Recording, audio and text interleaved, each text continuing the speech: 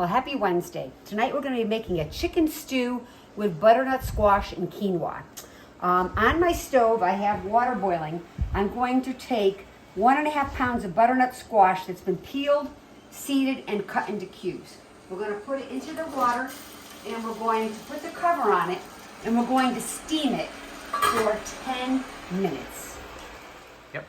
Okay, the squash is cooked halfway through. I'm going to take half of the squash out and put it in another bowl, and the other half I'm going to keep cooking for another 4 to 6 minutes.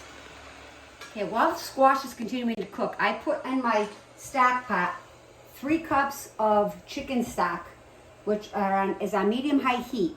I'm going to put my boneless, skinless chicken breasts, which is about 1.5 pounds of boneless, skinless chicken breasts, right into the broth.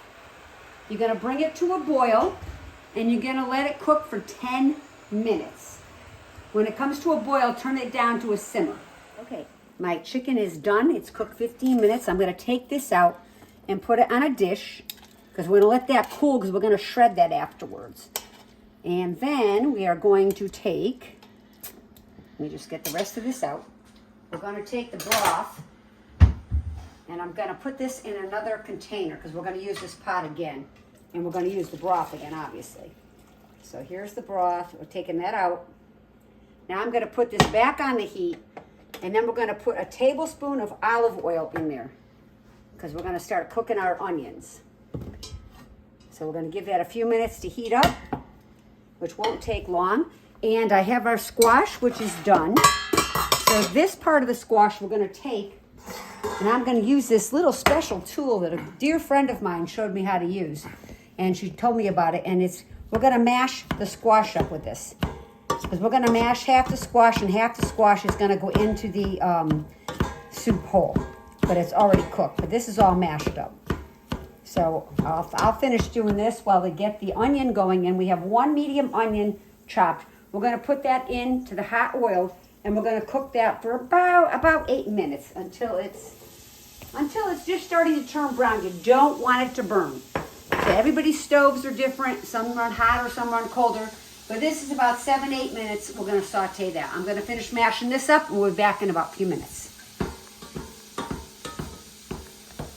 Okay, our onions are brown. I'm going to now add 4 cloves of garlic that have been diced. You're going to cook that for 30 seconds. And with that, we're going to add 1.5 teaspoons of oregano. So that's going in there with the garlic. You're going to just rub that around so you can smell the herbs cooking. It smells wonderful. Of course, you can't beat fresh garlic for anything.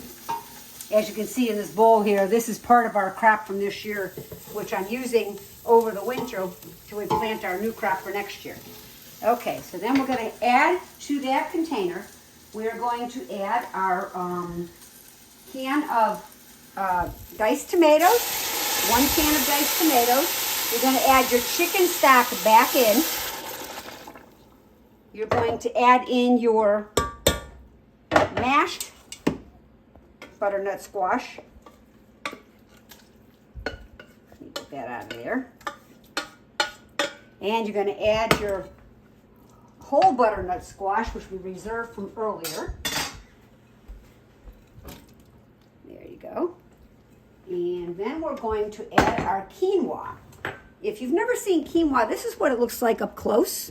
But you want to rinse it really good because it can be really gritty if you don't. So we're adding in 2/3 of a cup of quinoa. And that's going in there too. But just make sure you wash it, rinse it like 3 or 4 times beforehand.